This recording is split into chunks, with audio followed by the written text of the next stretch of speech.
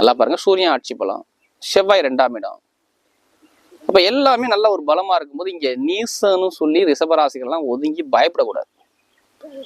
இது மிகப்பெரிய ஒரு யோகத்தை தான் கொடுக்கும் தவிர இங்க பலவீனத்தை கொடுக்காது. ரிஷபராசியை பொறுத்தவரை சொல்றேன். அதோட இன்னொரு ஸ்பெஷல் என்னன்னா, குருவுடைய பார்வை, அவ்வளவுதான், வேற ஒண்ணும் கிடையாது.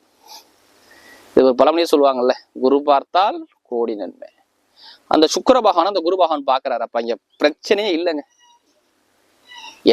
ஒருத்தருடைய ஜாதகத்துல எல்லா கிரகமும் கெட்டு போச்சுங்க. ஆனா அந்த குரு மட்டும் நல்லா இருந்து நல்ல இடத்துல இருந்து பாத்துட்டாருன்னா யோகங்க. நல்ல இடத்துல இருக்காரா கெட்ட இடத்துல இருக்காரா? குரு எங்க இருக்கிறாரு? உங்க ராசியில இருக்கிறாரு. இப்ப பார்த்தா நல்லதா கெட்டதா? கெட்டதை சொல்ல முடியுமா ரிஷபத்துக்கு? சொல்லவே கூடாது. எல்லாமே இங்க ஜெயிக்கக்கூடிய நேரம் ரிஷப ராசிக்கு வரும். இந்த சுக்கிர பயிற்சி உங்க வாழ்க்கையை மாத்தும், எதிர்பாராம மாத்தும், எல்லாமே யோகமா காட்டும்.